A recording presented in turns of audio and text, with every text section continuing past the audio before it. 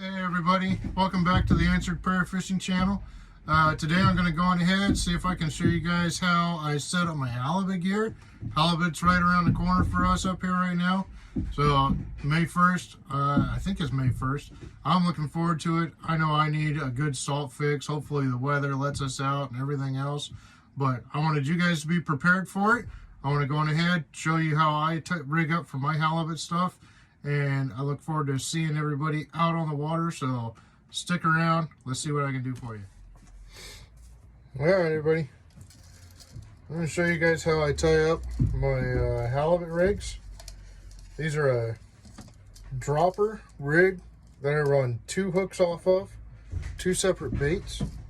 I can run a single if I wanted, but I like to run 2. It gets me twice the smell good down there. I'm going to start off with our P-line, 150 pound. Alright. I like to start at the top of the rig. These are 525 pound swivels that we got picked up. These are Bill Fisher swivels, by the way. And then I like using the Jinkai sleeves. So you got to make sure you get the right ones. These are I, and if you look on the back here, they're actually labeled I 1.04 to 1.17, right? And then the P line is 1.11 millimeters in diameter. So you have to make sure to match up your sleeves with whatever line you're going to use. You don't have to use P line. You don't have to use anything. I'm perfectly happy with 150 pound stuff. Pull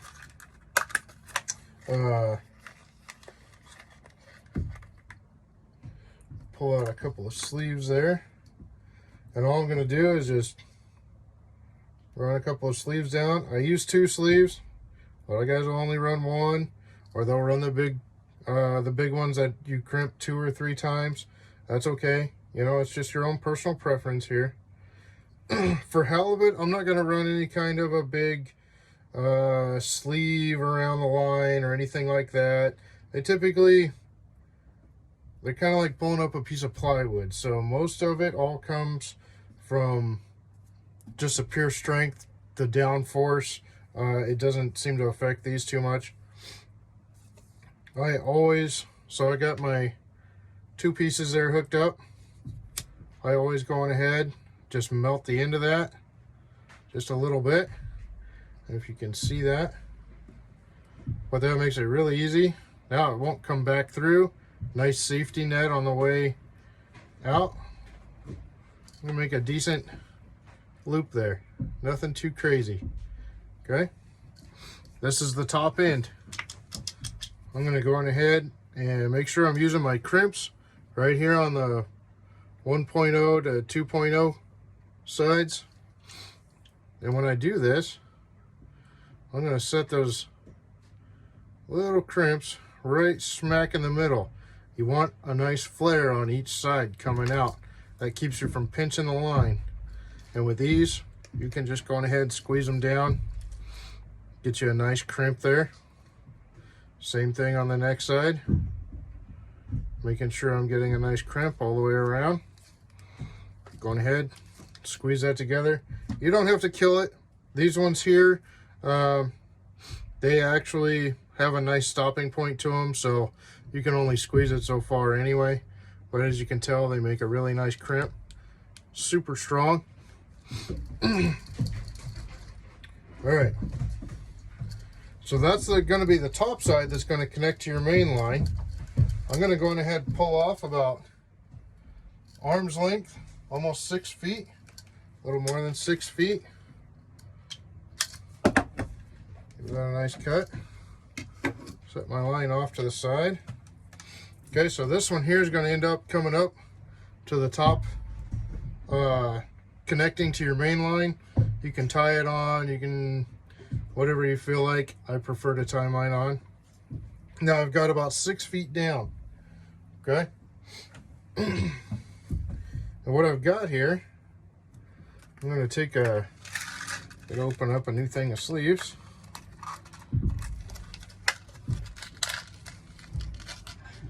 Give me a couple more sleeves out of here. You gotta pay attention to what's going on here, because you're gonna need to put a sleeve on, one sleeve, one bead, and these are nothing special. They're just little beads that you get from any fishing hardware store. I'm gonna go back in with my big swivel. One thing you want to make sure of when you're buying these beads, make sure you get them big enough that the swivel won't go back through it. That's going to be your stopping point for those fish. And you can go back in with another bead. Okay, and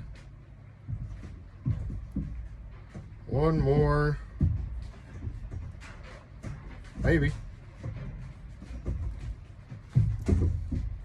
Okay, so this whole piece is going to end up looking like this. This is where I'll connect my hook, squid, whatever you want to put on there, but it's going to be where your hook's eventually going to land. So we need to move all this up, and I like to move mine up to, I don't know, maybe 8-10 inches up, right off the top. Those halibut, they're not always on the bottom. Some of them will come up. Then I need to take and cut 2 little pieces of my line and make a nice crimp. Doesn't have to be anything crazy, just keeps me from wasting a bunch of line. I'm going to set that first one, and you can do this with the singles. They have just single line crimps that are specifically for this type of working, but as you can tell there, I'm about, I don't know, maybe 8 inches down. I'm going to go on ahead and set that first crimp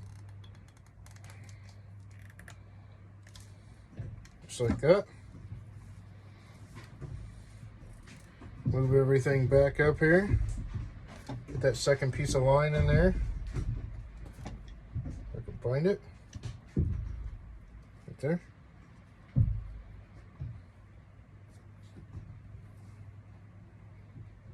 Yeah, it sucks getting old.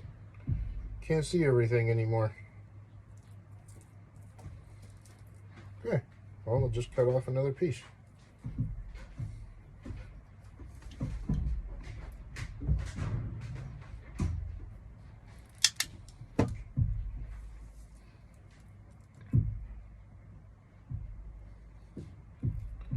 That shoved in there, just like that. And you don't want this too tight so that it just rides on the balls. If you push this in there super tight, it's gonna jam in here. You want enough room that the swivel can go fully around the line, do whatever it needs to do. Let that halibut, if he's on there, do his thing. And we're going ahead, give that just a little bit of room there. Not a whole lot. You don't want that swivel running up and down the line, chafing it all the time. Give you a nice crimp right there. Okay, a little bit of wiggle there, nothing too crazy.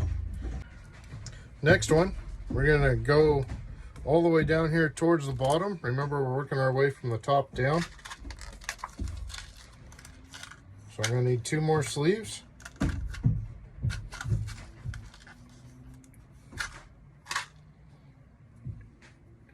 I need a sleeve, another bead,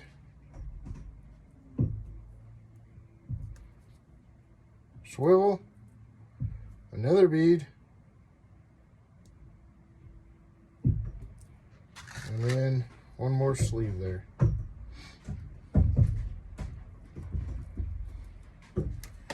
I'll go ahead and cut 2 little pieces off.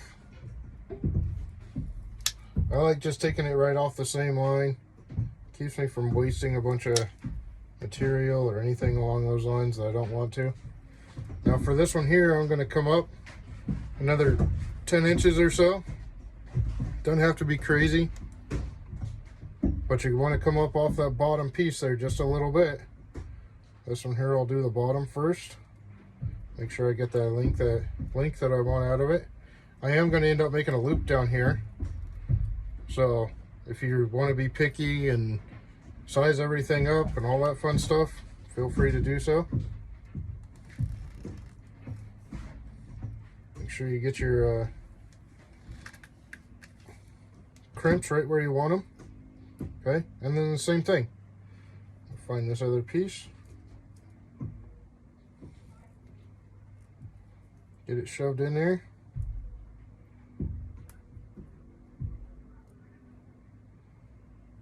Okay, give myself a little bit of room.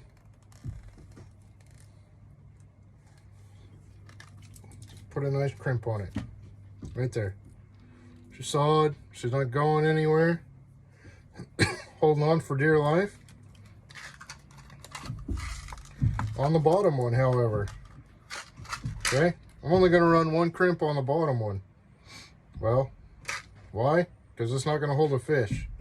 The only thing it's going to hold is a weight. 3, 4, 5 pound weight. You know, whatever it takes to get you down there wherever you're fishing. I will still melt the end of it. A little picky about that. Even though I did it too fast on camera. Gotta cut it off. Go me.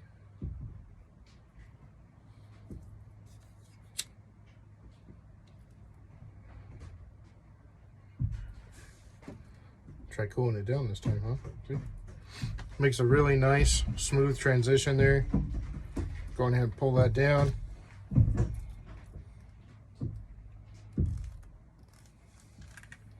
Myself another nice crimp there. Okay. So this one here is on the bottom. I always know that because it has a single weight.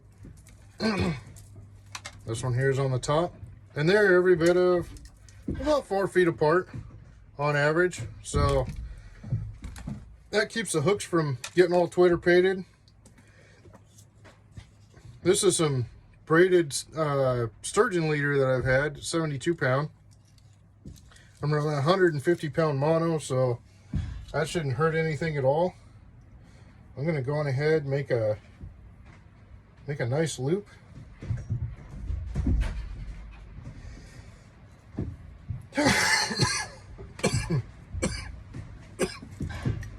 Cut that off. All I did there was just a double overhanded knot to make myself a nice loop. This is for my weights.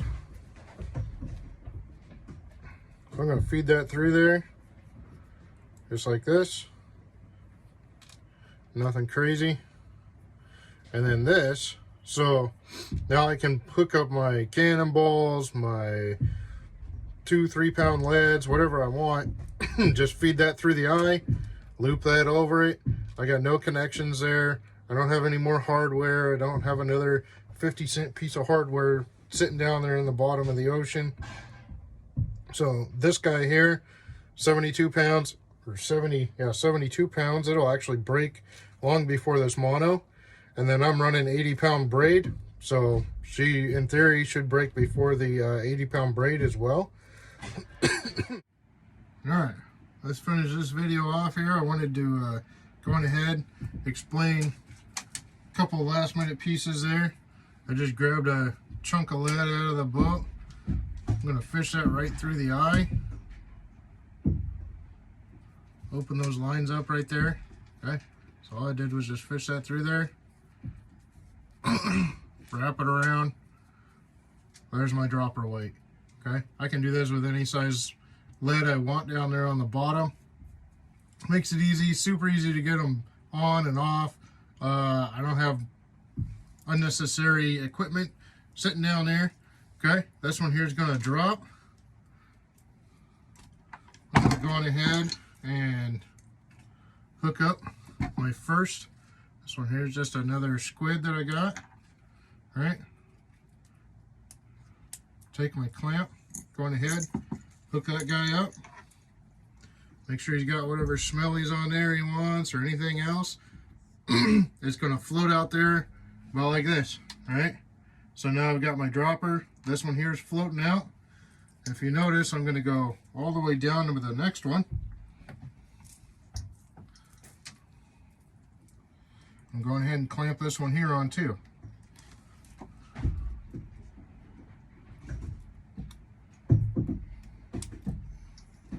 Alright, and then back up to my top. So this ends up being the top.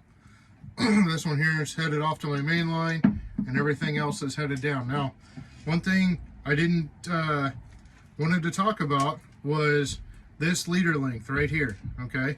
And the reason that these are almost 4 feet apart. All right, I got about, I don't know, maybe 16 inches total from the hook all the way down. Okay, when this is hanging suspended, hopefully this here is going to be out this way. But on the way down, you might have something that ends up looking like this. All right, and what you don't want are these two being able to get hooked up together. So you want to make sure that you're just far enough apart that they're not going to hook up together. At the same time, you know, you got I pulled up 2 fish, 2 halibut at one time. 2 different hooks. So, and that keeps them from getting all wadded up, tangled up, etc. I didn't talk about the wire. I like to have the coated wire. It's my personal preference. I don't like to run my finger down it and have wires running into my finger and everything else. I'm an electrician, is bad enough. These ones here, I found the big triple crimps. This is what I was talking about earlier. It's a single sleeve, but it gets crimped 3 times. Okay. At the same time, this is that little tiny single sleeve that I was talking about that you can replace with the aluminum ones. This happens to be steel. Not a big fan of steel. Salt kind of tends to corrode faster than anything else. But I use that as a stopper. Okay. I end up with excuse me. End up with my nice 10-aught hook there. As you can see, I actually bend these more than normal. So I get a nice hook set up with these. They tend to, I'm a J-hook person. I set the hook. I can't help it. I'm not a circle hook guy. It drives me nuts. So, but these are set so that way that hook is just right inside, just a quarter, half inch inside the skirt there. That way, if I happen to run out of bait, if my bait gets yanked off, etc., right, I still got a nice squid down there working for me. These are just some cheap little glow-in-the-darks that we found. I don't know where they came from, to be quite honest with you. But if I want to run a bait or whatever, right, I can just take this guy off, and I can have 10 of these sitting in a bucket with herring, shad, whatever you want to put on there, right? And I can just grab a fresh one, throw it on, clip this back onto my line, and away I go. I don't have to retie anything. I don't have to mess around with anything. I use that 150-pound line. I used to use 200-pound line. I just didn't find it made any difference. Not for our halibut out here anyway. They're not that big, you know. I think my record's 68 pounds, so decent size, but they're not like Alaskan, you know, halibut where you're gonna be pulling in a 200 or 300 pounder possibly. I don't even think they get that big down here. But this one here tends to work just fine for everything here in the Pacific Northwest. So I hope this video helps you. I hope you guys have some amazing luck out there on the water. You got any questions, whatever, you want to see something, see a different way I set something up, make sure to hit me up, let me know. I'll be happy to do what I can. Like I've said, this video is for you guys. This show is for you guys. I want you to be out there being successful. So let me know what I can do for you. See you later.